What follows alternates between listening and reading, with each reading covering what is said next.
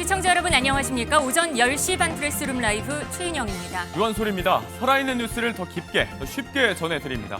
먼저 오늘의 뉴스 네컷입니다.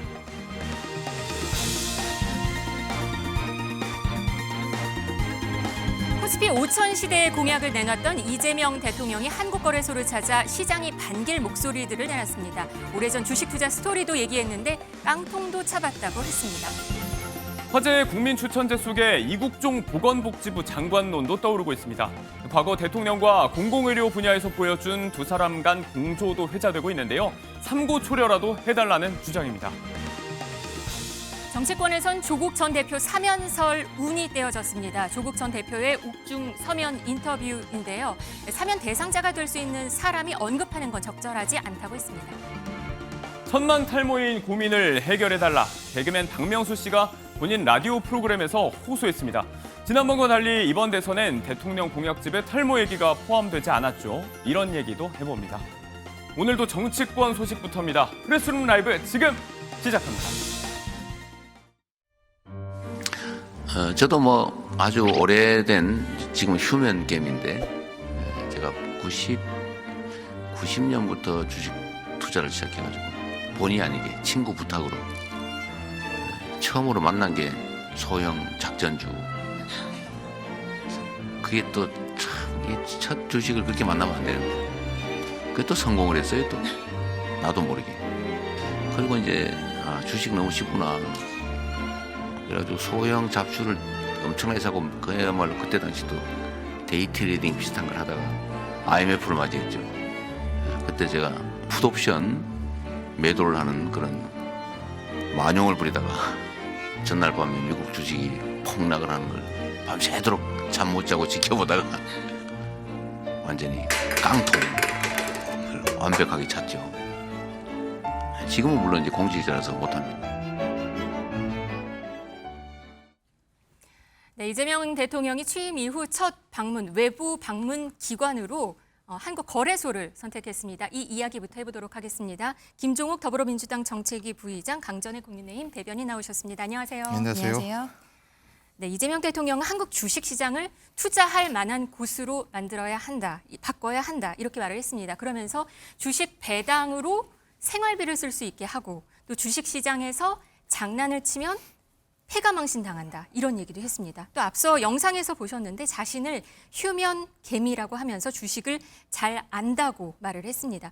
주식시장 이렇게 잘 아는 사람이 하면은 대통령을 하면 공약대로 좀 올라갈 수 있을까요? 공약이 원래 5천이었어요. 예, 뭐 잘 아시는 분이 하면 더 낫겠죠 분명히. 근데 이제 지표는 등장하는 것 같아요. 그러니까 대통령에 당선되고 나서 주가지수가 2,770이었는데 일주일 만에 2,907까지 올라갔고 조만간 3,000까지 올라간다고 하면 우리 주가가 상당히 저평가됐구나라고 하는 것을 알 수 있고 뭐 이재명 대통령이 당장 뭘 한 건 없지 않습니까? 그러면 네. 이렇게 올라간다라고 하는 건 우리 경제 상황에 맞지 않게 우리 주가 지수가 상당히 저평가돼 있는데 조금 더 활기와 활력을 집어넣게 되면 올라갈 수 있을 거라는 생각이 들고 주식 지수, 주가 지수가 올라가게 되면 기업의 투자 여력도 생길 수 있고 네. 투자 여력이 생기게 되면 경제가 활성화될 수 있는 여지가 충분히 강화되기 때문에 저는 초반에 징후가 매우 좋긴 좋다. 하지만 이런 상황 같은 경우도 정부나 기업 주체들이 상황을 잘 관리해서 악재가 발생하지 않도록 하고 그다음에 여러 가지 입법이나 제도를 통해서 주식시장이 활성화될 수 있도록 하는 과정에서 좀 힘을 합쳤으면 좋겠다는 생각이 들어서요. 네. 뭐 다른 건 몰라도 우리 경제가 좋아지고 우리 국민 특히 개미들이 좋아지는 것이라면 저는 여야가 이런 부분과 관련해서 합심해서 빠른 시일 내에 좀 건강한 형태의 주식시장을 만들 수 있는 것들로 좀 힘을 모아갔으면 좋겠다. 그래야지 올해 내에 3천 넘어가고 내년부터 한 5천 갈 수 있겠구나라는 희망을 갖게 되면 많은 네. 분들이 또 주식에 투자하지 않으시겠어요? 선순환이 가능할 수 있죠. 네, 그럼요. 네. 예, 그래서 그렇게 5천이 되면 누가 돈을 버시는 거예요? 국민들이 돈을 버시는 거니까 저는 그렇게 좀 갔으면 좋겠습니다. 정치와 별개로. 정치와 별개로 주식시장이 사실 가장 빠른 경제 바로미터가 되기도 하니까요. 주식시장이 사실 오르면 그건 좋은 거죠. 좋은 지표죠, 확실히. 그렇죠. 저는 어쨌든 이재명 대통령의 저런 행보들은 아주 긍정적이다라고 생각을 네. 합니다. 저도 이제 한국 증시에 투자를 하다가 모든 것을 이제 미국으로 옮긴 사람으로서 네. 코스피 3천 시대를 넘어서서 지금 뭐 이야기했던 것처럼 5천 시대가 왔으면 좋겠다라고 생각을 하는데 네. 그 과정에 있어서 지금 보여주고 있는 어떠한 청사진들 이런 것들을 구체하기 위해서 민주당이 입법적으로 좀 도와야 되는 것이 아닌가라고 생각을 합니다. 네. 근데 오늘 오전에도 민주당에서 논평 나온 걸 보면 상법 개정안에 대해서 처리를 하겠다라는 형태의 이야기가 나왔어요. 당장 오늘 본회의에서 처리하진 않겠다라고 이야기를 했습니다만 곧 처리하겠다라는 것으로 보입니다. 근데 이런 것들은 어떻게 보면은 뭐 소액주주를 보호한다라고도 할 수 있지만 기업의 입장에서는 굉장히 부담이 되는 것도 사실이거든요. 극단적으로는 단 한 개의 주식만 갖고 있는 분도 여기에 대해서 어떤 회사를 상대로 소송 같은 것을 제기할 수 있기 때문에 입법적인 부분을 돕는 것은 좋지만 약간 속도 조절 같은 것도 필요한 것이 아닌가라고도 생각합니다. 네, 이재명 대통령은 후보 시절 당시에 ETF, 상장지수 펀드에 투자한 본인의 계좌를 보여주면서 주식시장 오르게 하겠다 이런 얘기를 했습니다. 그때 모습 한번 보고 오시겠습니다. 저는 농담이 아니고 예. 뭐 어떻게 될지 모르지만 우리 민주당이 집권을 하면요. 아무것도 안 한 상태에서도 저는 네. 3천 포인트를 넘어갈 거라고 봅니다. 그래서 저는 주식시장에 관심이 정말 많아요. 금융시장에. 그걸 키워야 됩니다. 이게 후보님의 증권 계좌라고요? 이거, 네. 분할회수. 매월 일정이 그 사서 그래서 오늘 첫 1회분을 산 겁니다. 이재명 후보님의 공약이 코스피 5천 아닙니까? 네. 그럼 지금 한 뭐 2,600, 2,700, 2,500 언저리니까 그럼 2배가 오르는 거잖아요. 이 투자 풍토 완전히 바꿔야 됩니다. 지금처럼 주가 조작이나 하고 뭐 물적 분할 이런 거를 못하게 해야죠. 시장 탈출은 지능순 이러면서 하도 많이 탈출을 해가지고 다 돌아오게 해야죠. 여러분. 제가 확실히 밀어드리겠습니다. 네. 네, 방금 말씀하신 국장 탈출은 지능순이라고 했는데 빨리 돌아오게 해야겠다고 말했습니다. 5천이 되면은 정말 ETF에 투자한 사람들은 거의 2배를 벌 수 있어요. 그렇죠. 이게 지수랑 연동이 돼서 올라가는 구조니까요. 그렇죠. 뭐 ETF뿐만이 아니라 각각의 주식들도 많이 오르지 않을까라고 생각을 합니다. 경제가 활성화가 된다라는 것은 기업에게도 좋고 그리고 특히 2030 청년 세대에게는 현재로서는 그냥 월급으로는 집을 사는 것도 굉장히 어려운 부분들이 있고 그래서 주식을 공부해서 투자를 하는 분들이 많다는 거죠. 그래서 젊은 층의 자산을 만들어주는 기회로서도 주식시장이 활성화되는 것이 굉장히 좋다라고 생각을 하는데 근데 뭐 배당에 대한 얘기도 대통령이 네. 했습니다. 저도 그것도 굉장히 좋은 정책이라고 생각합니다만 이 배당을 기업에서 하기 위해서는 이것을 국가에서 어떤 압박을 하기보다는 스스로 할 수 있도록 이러한 어떤 시장 경제를 조성해 주는 것이 필요하지 않을까 생각합니다. 네. 지난 대선 과정에서 이재명 당시 후보 같은 경우에는 HMM을 뭐 부산으로 이전하겠다 이런 이야기를 했다가 그게 이제 내부적으로 좀 문제가 됐었던 기억들이 있는데 국가가 기업을 활성화할 수 있도록 그런 토대를 만들어줘야지 어떤 사기업에 대해서 압박하는 형태 이런 것들은 좀 지양해야 되지 않을까라고도 생각합니다. 네, 주가가 오르는 건 반갑지만 이 시장 경제라는 것 그 부분에 네. 있어서는 그걸 지켜야 된다 이 말씀이셨습니다. 어제 이 거래소에 간 자리에서 거래소 직원들과 자유 질문 답도 진행을 했는데요. 긴장한 직원을 향해서 또 이런 말을 해서 또 화제가 됐습니다. 한번 보시고 오겠습니다. 이렇게 대통령님을 만나 뵙게 돼서 영광스럽고 또 한편으로 제가 처음 진행을 말씀을 드리다 보니까 좀 긴장되는 면도 있습니다. 편하게 하세요. 형이다 이렇게 생각하고. 아까 얘기했던 것 중에 조사를 해서 빠져나가면 시장에 충격을 준다. 선의의 우리 투자자들이 피해 볼 수 있으니까 까지만 얘기했거든요. 어떻게 하자는 거예요? 계좌 동결하자? 형이라 생각해라 이러면서 얘기를 해라 이런 말은 했는데 또 듣다 보니까 뭐 직원들의 의견을 좀 구체적으로 달라 이런 질문들도 좀 했어요. 예, 그러니까 뭐 형이라기보다는 좀 막내 삼촌으로 생각하라고 지금 좋았을 것 같다는 느낌이 들긴 네. 하는데 말씀하신 것처럼 상당히 예를 들면 권위적인 리더십보다는 수평적 리더십을 존중한다라는 생각이 들고요. 그다음에 의전보다는 일 중심으로 가고 있다. 전 그래서 좀 기존에 있었던 대통령의 리더십과는 다른 리더십을 좀 구축하려고 한다는 생각이 들고요. 또 네. 본인이 성남시장이나 경기도지사 시절에 실질적인 일들을 다 해왔기 때문에 일이 어떻게 전개되는지에 대한 프로세스를 다 알고 있는 상황이에요.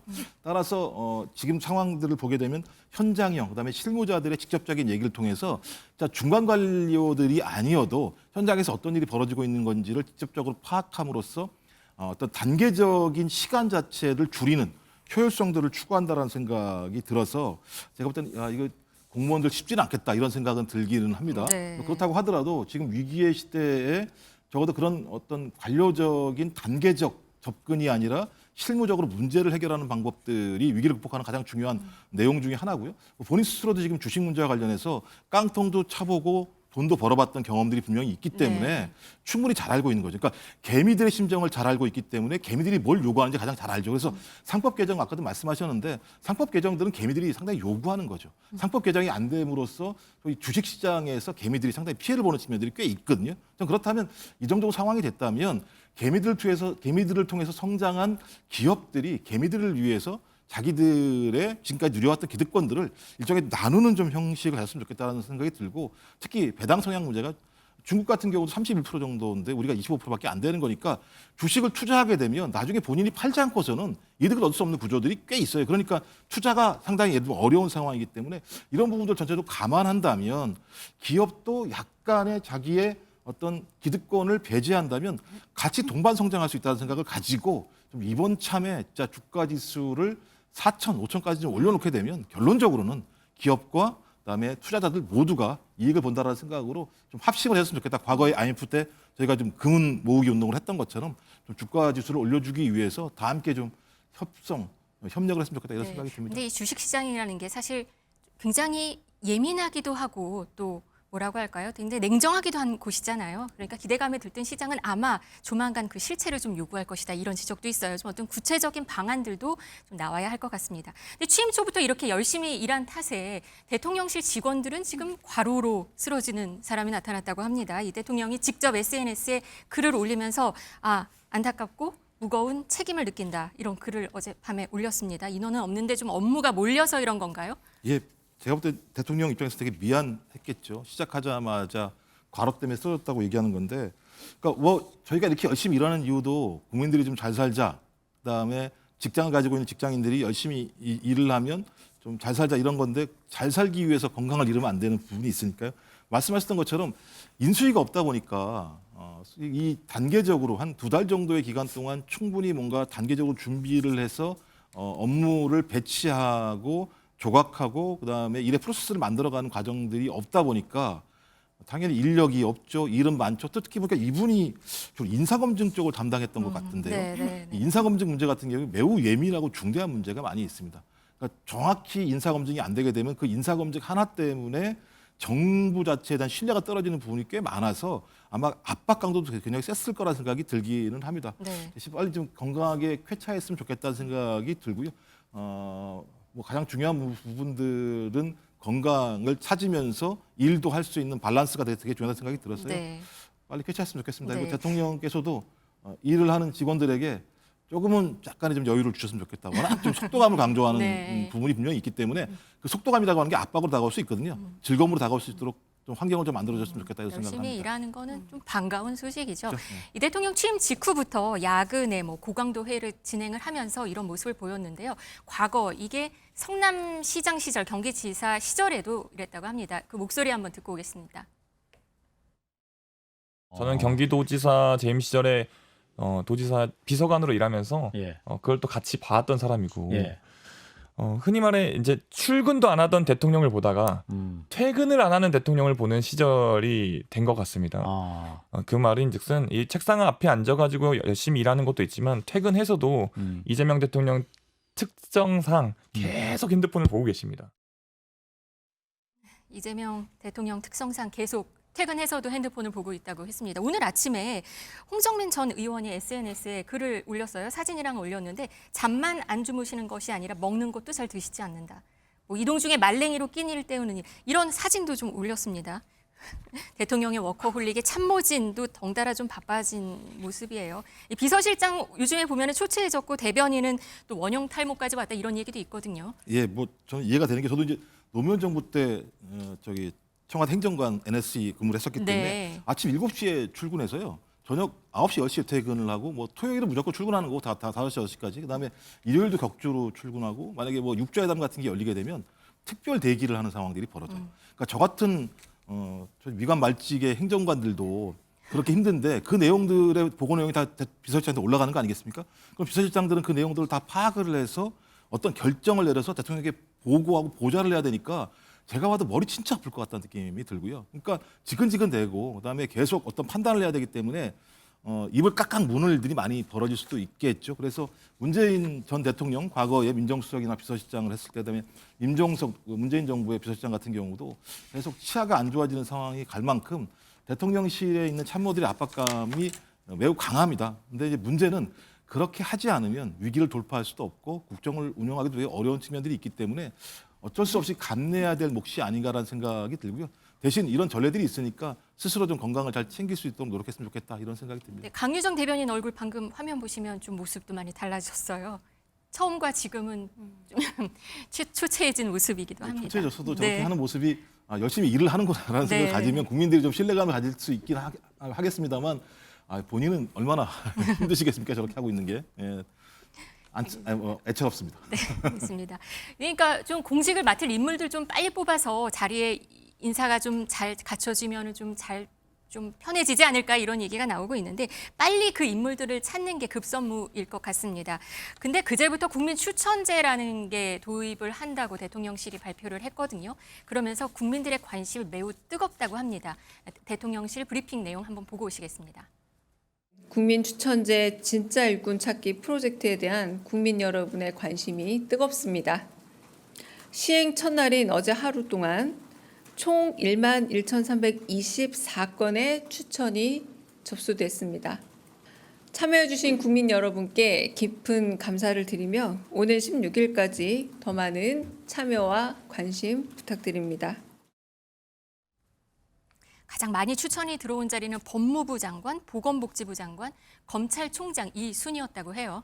예, 뭐 말씀하셨던 것처럼 일단 뭐 법무부 장관 같은 경우는 검찰 개혁에 대한 국민적 요구가 매우 높기 때문에 검찰 개혁을 잘할 수 있는 분이 그런 자리에 있어야 된다는 생각을 가지고 있었고 그래서 좀 이 민주당 지지층들 같은 경우는 좀 강한 분이 오셔가지고 검찰 개혁 잘하겠으면 좋겠다라는 생각들을 많이 가지고 계신 것 같긴 합니다. 또 하나가 이제 보건복지 문제인 건데 이제 보건복지 문제는 저는 앞으로 대한민국이 사활적으로 잘 정책들을 만들어내야 된다라는 생각이 들거든요.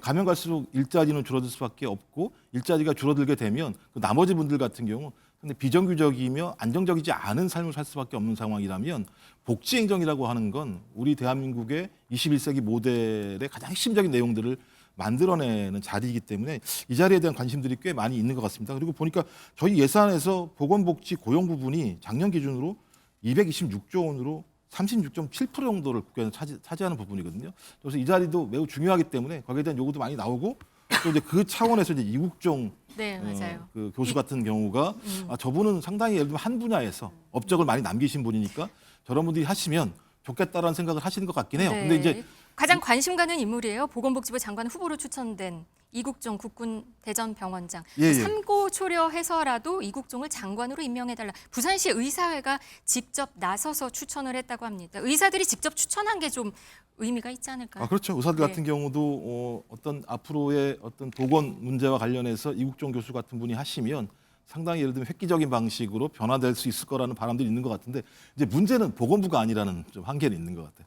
보건복지부의 문제가 있고 아까 말씀드렸던 제가 이제 복지 문제를 네. 말씀드렸던 부분이 복지행정 자체의 예산 규모가 커질 수밖에 없고 국가 전체에 대한 행정체계 그다음에 국가 모델을 갖다 같이 만들어야 되는 형태의 일들을 전개를 해야 되기 때문에 그러니까 이국종 교수께서 한 분야에서 되게 탁월한 업적을 남겼기 때문에 그런 네. 분들이 다른 일도 잘하시긴 합니다. 하지만 이런 부분들을 그 분야의 업적만으로는 평가할 수 없을 것 같고요. 다양한 상황들의 고려, 그다음에 그 부처가 앞으로 소위 이재명 정부에서 어떤 정도 역할을 할 것인가라고 하는 포괄적인 판단하에서 결정을 해야 되기 때문에 이국종 교수님이 되시면 뭐 좋겠다고 생각하시는 분도 많이 계시겠습니다. 그 판단을 넘어서는 더 큰 틀에서의 고려들이 분명히 필요하기 때문에 이분들의 바람을 이재명 정부가 잘 수용을 해서 어떻게 반영할 것인지에 대해서 판단하실 필요는 있다는 생각은 듭니다. 국민 추천으로 장관을 뽑는 거는 꽤 많이 어려운 일일 것 같습니다. 어떻게 보셨습니까, 대변인님? 이국종 교수가 장관이 된다, 보건복지부 장관이 된다. 어쨌든 부산시 의사회에서는 네. 이분에 대해서 높게 평가를 하고 추천을 한 것이다라고 생각을 합니다. 이런 형태의 추천이 들어오는 것은 굉장히 바람직하다라고도 생각을 하는데요. 네. 그런데 국민 추천제라는 형태를 하고 있는 것에 대해서는 조금 의문이 있어요. 왜냐하면은 이 국민 추천제라는 게 원래 있었던 제도입니다.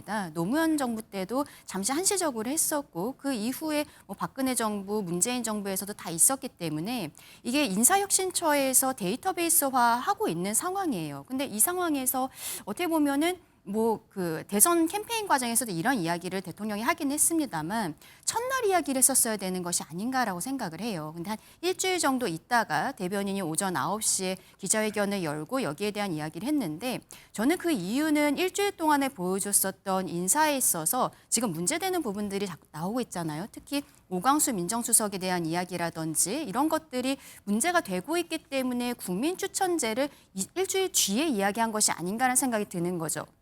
결과적으로 뭐 전문적인 부분들 그리고 중앙에서는 잘 알지 못하는 분들이 추천이 들어간다는 건 좋지만 기존의 제도를 쓰면서 이것을 어떠한 문제되는 부분들을 희석시키려고 하는 것이 아닌가 이런 우려도 말씀을 드리고 싶습니다. 네. 근데 이제 이 부분은요 이미 이제 이재명 대통령이 사전에 이 얘기를 했었어요. 갑자기 얘기한 건 아니고 이렇게 자기가 대통령이 된다면 이런 걸 하고 싶다라는 얘기를 공개적으로 얘기를 했었고 이건 그러니까 국민이 참여할 수 있는 공간을 만들므로써 국민이 추천한 분이 꼭 되시는 건 아닙니다만 아 국민들이 솔직히 이런 정도의 장차관을 요구하는구나라고 하는 가이드라인을 만들어 줌으로써 관료들이 자기의 전문성에만 집중하는 것이 아니라 국민적 요구에도 반영할 수 있도록 한다는 측면이 분명히 있기 때문에 저는 말씀하신 그런 우려점들에 대해서는 저희가 잘 반영해야 된다는 생각이 듭니다만 또 한 측면에서는 국민들이 요구하는 장차관 관료들의 모습이 무엇인가라고 하는 부분들을 관료가 되시는 분들이 충분히 인지를 해서 모든 초점을 국민을 위한 행정으로 맞춰야 된다라고 하는 또 다른 측면도 있다는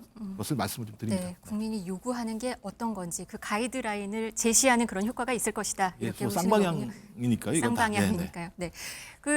덩달아 이 과거 이재명 대통령과 이국종 교수의 인연도 관심입니다. 그때 어떤 일이 있었던 건지 보시고 오시겠습니다.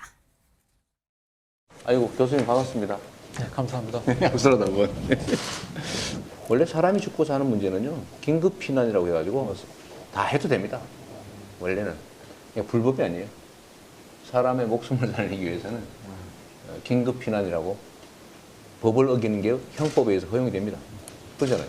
협조 요청을 좀 하시고 우리 이 선생님은 교수님은 그냥 필요한데 아무 데나 가장 빨리 내리십시오. 감사합니다. 제가 이 교수님 정말 존경합니다. 훌륭하세요. 제가 잘 챙길게요. 감사합니다. 네. 감사합니다.